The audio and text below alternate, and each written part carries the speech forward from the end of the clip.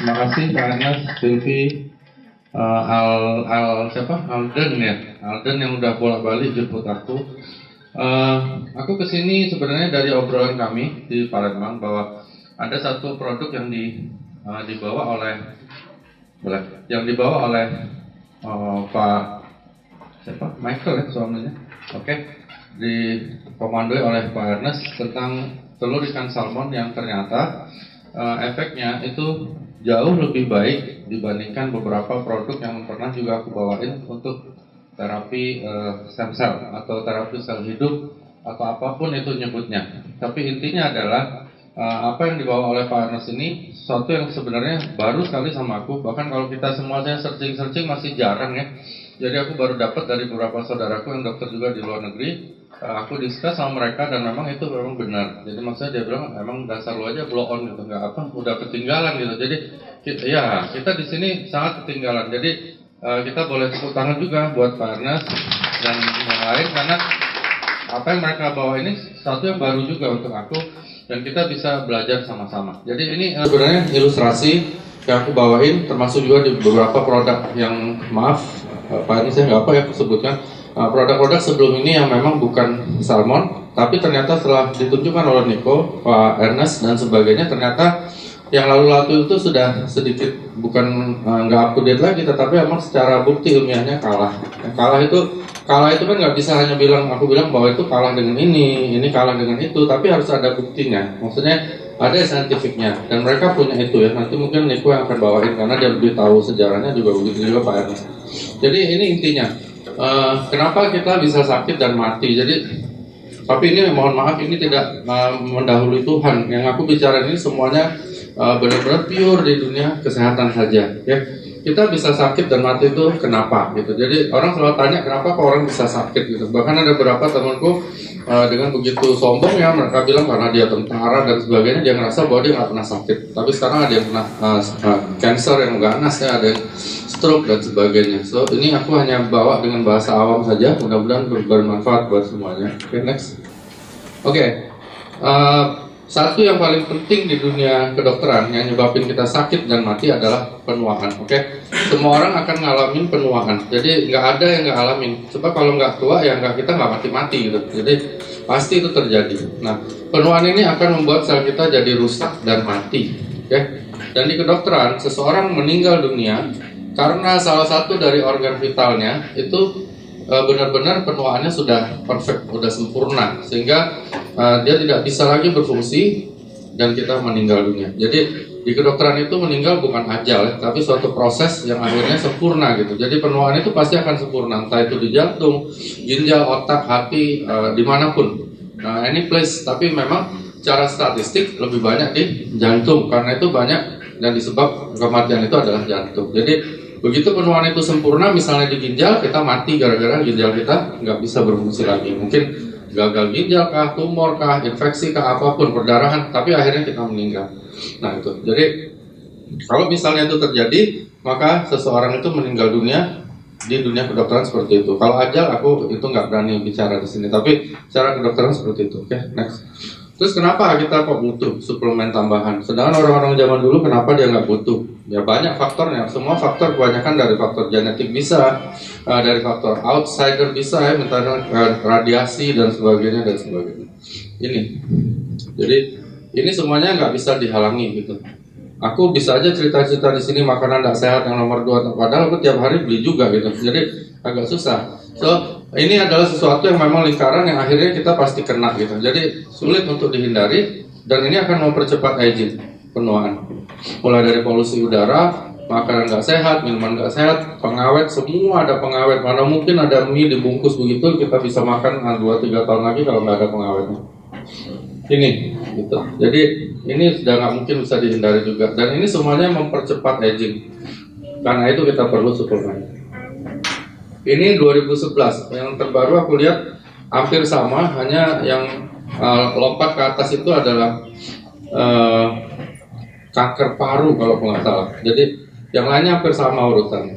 Termasuk kanker payudara ini jadi nomor 6 kalau nggak salah sekarang. Jadi banyak sekali penyebab kematian. Nah inilah yang aku bilang tadi, kalau dia terjadi penuaan cepat sekali di salah satu dari itu, maka orang itu akan meninggal. Ya, jadi di bawah itu tulisan merahnya, walaupun teknologi pengobatan maju, penyakit manusia juga jadi lebih banyak. Kenapa? Ya karena itu tadi ya, karena ada polusi, terus ada faktor genetik, radiasi nyebabin perubahan genetik. Jadi banyak penyakit-penyakit yang genetikal.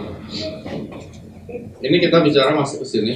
Biasanya kayak gini aku juga ngobrol sama Pak Ernest, akan lebih banyak untuk tanya jawab ya Mbak, supaya lebih enak gitu ya. Jadi ini aku bawain garis besar aja. Terapi sel hidup ini sebenarnya orang udah tahu, cuman nggak tahu namanya itu terapi sel hidup. Oke, udah dari ribuan tahun yang lalu. Seperti di Tiongkok, semua kaisar-kaisar dia makan plasenta, dari manusia pun, dari binatang pun, itu semua dikumpulkan dan akhirnya itu berusaha untuk panjang umur. Jadi mereka tahunya itu kalau makan plasenta umurnya lebih panjang. Dia nggak tahu kenapa kok bisa lebih panjang, tapi dia makan aja gitu, mentah-mentah. Nah jadi itu memang hanya boleh dimakan oleh kaisar-kaisar. Ada di beberapa produk, termasuk produk yang lain aku bawain, ini memang ditonjolkan. Jadi plasenta itu dianggap bahwa itu bisa memperpanjang usia. Ini terapi stem cell. Ini dibawa di beberapa perusahaan bahwa ada injeksi plasenta dan sebagainya dan sebagainya. Ini ada di beberapa perusahaan lain, mereka juga memakai ini dan ini memang benar. Jadi injeksi plasenta itu yang paling top itu ada di Switzerland. Lalu pemindahan stem cell, penyimpanan tali pusat, injeksi di salon-salon, dan penyimpanan stem cell dewasa. Ini terapi stem cell yang ada, tetapi sekarang sudah sulit dilakukan. Kayak yang paling atas ini terlalu mahal dan harus antri ya, plasenta di Switzerland. Pemindahan stem cell itu sakit benar. Penyimpanan tali pusat sudah mulai ditinggalkan karena bank-bank plasenta sudah mulai tutup. Orang jarang mau simpen karena mahal sekali. Di salon-salon ya namanya, ya mohon maaf ya, seperti ada banci-banci nyuntik itu kita agak ngeri juga gitu, karena mereka bukan orang medis. Dan penyimpanan stem cell dewasa juga mulai ditinggalkan karena terlalu mahal. Okay.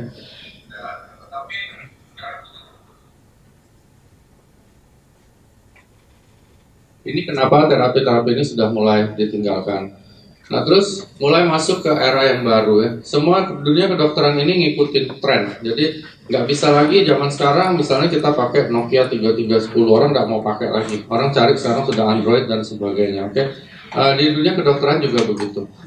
Kenapa akhirnya orang mencari atau menemukan terapi sel hidup? Jadi gini, stem cell itu adalah sel yang pertama kali muncul dalam kehidupan kita. Jadi waktu ada janin nih, sel sperma dengan sel telur ketemu, maka sel yang pertama terbentuk itu namanya stem cell. Oke, itu harus dimengerti dulu ya. Apalagi di sini katanya leader semua. Stem cell itu adalah sel induk dari manusia, hewan, apapun itu yang bersifat istilahnya mamalia. Jadi begitu dia terbentuk itu ada namanya stem cell. Nah, stem cell ini ngumpulnya itu dipercaya ada di plasenta. Oke. Tapi setelah aku baca produk kita, ternyata lebih dari itu ya. Ternyata ada juga yang itu ya Pak Ernest, yang aku baca adalah ada juga di dinding ovarium dan lapisan dalam ovarium dari salmon. Jadi itu yang aku nggak pernah tahu ya. Jadi dengan kenal Pak Ernest aku harus belajar lagi. Dan itu kita perlu untuk belajar karena kedokteran selalu berkembang ya. Nggak bisa kalau dulu cuma ronsen-ronsen, sekarang kan udah ada scan, ada MRI seperti itu. Nah, jadi ini pengertiannya aja. Nah, ketika stem cell ini sudah mulai bisa bekerja, dia membentuk sel-sel lain. Itu namanya diferensiasi. Oke. Jadi stem cell ini sel induknya. Apa ya kalau kami bahasa Palembang itu moyangnya gitu ya. Nah, jadi dia terus berubah. Dia bisa berubah. Jadi stem cell ini seperti kartu joker kalau kita main kartu. Oke, dia bisa menjadi apa saja, tapi dia bukan milik siapapun. Oke, dia berubah jadi mata, tulang dan sebagainya. Akhirnya lahirlah seekor binatang atau seorang bayi. Oke, sayangnya 18 tahun kamu, aku, Pak Ernest dan sebagainya, dia akan berhenti bekerja. Jadi sebagian besar stem cell itu nggak kerja lagi. Akhirnya terjadi namanya aging. Oke, jadi orang 18 tahun lewat dia pasti aging. Siapapun dia, apapun dia gitu. Jadi dia pasti mulai ada penuaan. Nah ini ibarat kata ada satu ibu, dia ngelepasin anak-anaknya ke lapangan. Ada yang jadi mungkin dokter kayak aku, ada yang jadi sarjana dan sebagainya. Nah itulah sel-selnya, ada sel jantung, sel ginjal, sel otak, sel hati dan sebagainya. Nah salah satu dari anaknya itu umurnya agak pendek. Itu ilustrasinya. Oke? Jadi umurnya yang paling pendek itu siapa? sangat berbeda-beda. Tiap orang beda ya. Ada yang pendeknya itu sel hatinya, ada yang sel jantungnya. Jadi kalau lebih pendek sel hatinya, dia mati suatu saat karena penyakit hati. Kira-kira begitu. Nah itulah namanya aging dan menuju ke kematian. Jadi penuaan ini menyebabkan penyakit degeneratif. Degeneratif itu artinya penyakit yang mundur. Karena ada sebagian yang sudah mati. Oke? Seperti stroke, jantung, koroner, Alzheimer itu pikun ya. Diabetes, mellitus, kelumpuhan dan sebagainya, dan akhirnya berakhir dengan death atau kematian. Diabetes mellitus ini sebenarnya suatu gangguan penyakit yang akhirnya menyebabkan kematian bukan karena diabetesnya tapi komplikasinya. Nah terus apa gunanya gitu? Terapi sel hidup ini tujuan utamanya, ini intinya karena ibu-ibu, bapak-bapak kan leader semua. Terapi sel hidup ini intinya adalah dia akan mengaktifkan kembali stem cell kita yang tidur tadi ya, yang waktu 18 tahun. Dia diaktifin lagi. Dengan aktifnya stem cell tadi, maka pasti akan terjadi pembalikan proses penuaan. Beda dengan produk anti-aging. Anti-aging itu adalah produk untuk memperlambat penuaan. Oke? Misalnya gini nih, ilustrasinya ada mobil nih. Kecepatan misalnya 100 km per jam menuju ke arah timur. Oke? Timur itu anggaplah penuaan. Nah, kalau namanya anti-aging, itu kecepatan itu diperlambat jadi 80, 60 begitu, oke? Nah, terapi yang dilakukan untuk terapi sel hidup ini termasuk dengan produk kita adalah terapi kontra-aging. It's not anti-aging, oke? Kontra itu artinya dia dibalikkan ke arah barat, oke? Jadi dia akan balik. Kalau ibu minum produk kita ini, maka usia biologis kita itu akan balik. Bukan dihentikan atau dilambatin penuaannya, tidak, tapi dibalikkan. Jadi kita balik lagi ke belakang. Kalau ibu sekarang umurnya misalnya X, maka dengan terapi ini yang rutin dan benar dosisnya, ibu bisa kembali 15-20 tahun lagi ke belakang. Gitu kira-kira, ibu. Jadi sudah kontra aging. Mau ya bu? Ibu mau nggak bu? Ya, kadang-kadang gini Pak Enes, orang bilang apa? Kita dinasihatin harus hidup baik, ya nggak? Jujur, nolong orang lain supaya masuk surga ya. Tapi ada yang mau duluan masuk surga? Gitu. Gak ada yang mau ya. So, jadi usia biologis kita misalnya 50 tahun, kalau dengan terapi dengan produk kita ini, dia bisa mundur sampai usia biologis kita sekitar 30 sampai 35 tahun. Itu pasti. Maksudnya di kedokteran, jangan dibawa-bawa ke atas. Kalau kita lakukan pasti. Jadi bagaimana kesehatan kita semua 15-20 tahun yang lalu, itulah yang akan kita dapatkan dengan terapi ini. Makanya aku lihat Pak Ernest juga bikin paket Diamond ya Pak. Itu pas 6 bulan ya, kalau nggak salah ya Pak. Jadi kalau diminum 2 saset sehari. Kenapa? Ya itu memang dasarkan ini ya. Jadi itu tujuannya. Nah ini standarnya. Aku bikin ini nggak disuruh Pak Ernest, jadi ini sudah lama. Ini emang benar. Dan yang dilakukan Pak Ernest dengan produknya, dengan paketnya yang Diamond itu emang benar bahwa memang harus 6 bulan gitu. Jadi cuman produknya beliau yang dibawa oleh Pak Ernest dan suaminya Sylvie itu ternyata nilai dari kemampuan mengaktifkan stem cell-nya itu jauh lebih tinggi dibandingkan plasenta rusa, bahkan plasenta manusia. Itu yang aku sangat terkejut ya, karena beberapa acara aku selalu bawain tentang plasenta rusa dan manusia. Jadi hanya compare antara dua itu aja. Tapi ternyata ada yang lain ya, ada yang lain dan benar gitu. Maksudnya ada balai POM-nya, ada patennya ya Niko ya. Jadi paten dengan BPOM beda. BPOM itu hanya didaftarkan di Indonesia dan diakui oleh balai POM.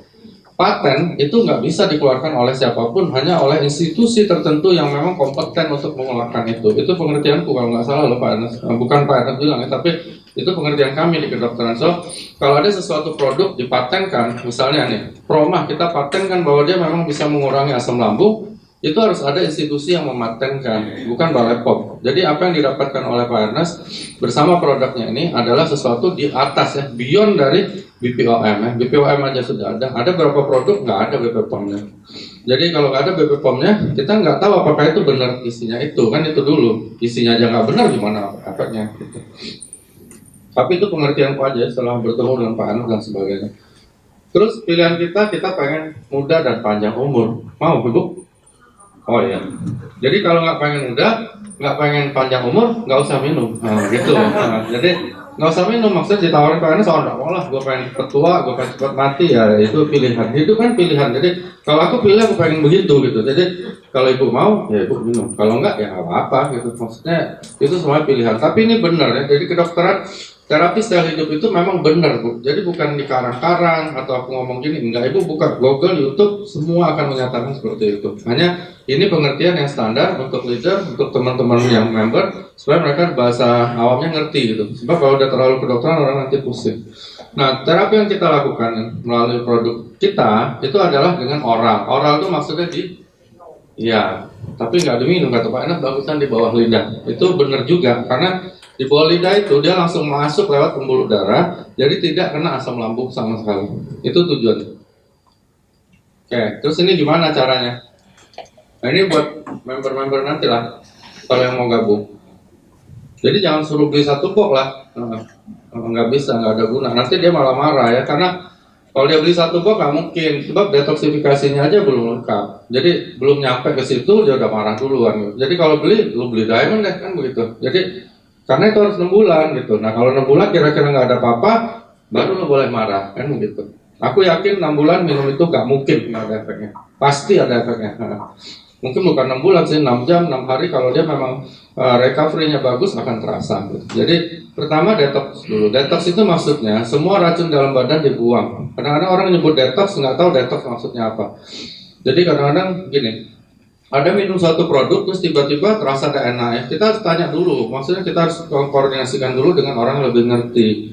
Ada beberapa orang yang sok tahu gitu Pak Nas. Jadi begitu udah enak, wah ada apa itu detox, tiba-tiba orangnya mati repot juga. Jadi kalau ada apa-apa jangan begitu. Jadi ditanyakan dulu. Pertama harus kita begini. Aku sama teman-teman, kalau misalnya ada orang yang pengen beli, aku harus minta dulu medical record dia yang lama. Aku biasain begitu sih. Kamu pergi dulu deh ke Prodia kayak ke Pramita kayak atau apalah terserah bikinnya. Setelah dia check up, suruh dia pegang itu, disimpan maksudnya hasilnya, oke? Simpan di rumah, baru kita lakukan ini. Misalnya sekarang bersama SOP 100, oke, hajar pakai itu. Periksa aja gitu. Kalau aku 100% yakin, periksa aja. Tunggu kira-kira 1 bulan, 2 bulan, bahkan 1 minggu, 2 minggu. Kalau dia nggak ada penyakit yang berat ya, Pak Ernest, jangan yang udah terpapar udah apa. Periksa lagi pasti hasilnya bagus. Jadi kita ada evidence dan ada basic evidence-nya karena ini hasilnya gini.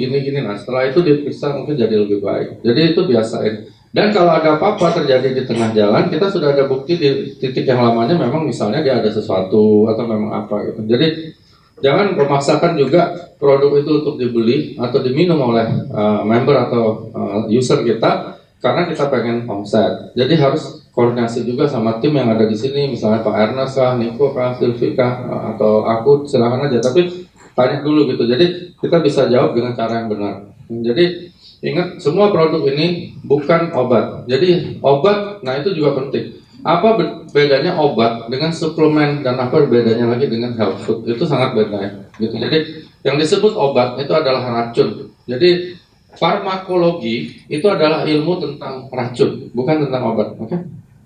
Farmakologi itu adalah ilmu tentang racun. Racun yang dibuat untuk membunuh suatu gangguan yang lain, gitu maksudnya. Itulah farmakologi. Misalnya amoksisilin. Amoksisilin kalau kita makan dengan dosis yang agak besar, kita bisa mati. Itu namanya lethal dose, ya. Tetapi amoksisilin ini ada gunanya. Dia membunuh semua kuman-kuman yang tergolong dengan sesuatu yang mati oleh golongan amoksisilin. Itu namanya obat. Parastamol, racun juga. Nah, apapun yang namanya obat yang ada di apotek itu semuanya racun termasuk vitamin. Jadi vitamin A, B, C, D itu juga racun, tapi dia ada gunanya gitu loh. Makanya harus ada dosis yang dianjurkan, begitu maksudnya. Dengan kita minum dosis dianjurkan, maka yang kita minum itu tidak menjadi racun lagi dalam badan, tetapi ada fungsinya. Itu bedanya obat dengan suplemen. Kalau suplemen itu bukan racun, itu adalah biasanya herbal dan sebagainya yang digunakan untuk melengkapi, melengkapi badan kita. Nah, jadi suplemen apa? Misalnya untuk mata, untuk kencing, untuk hati, untuk seksual dan sebagainya itu suplemen.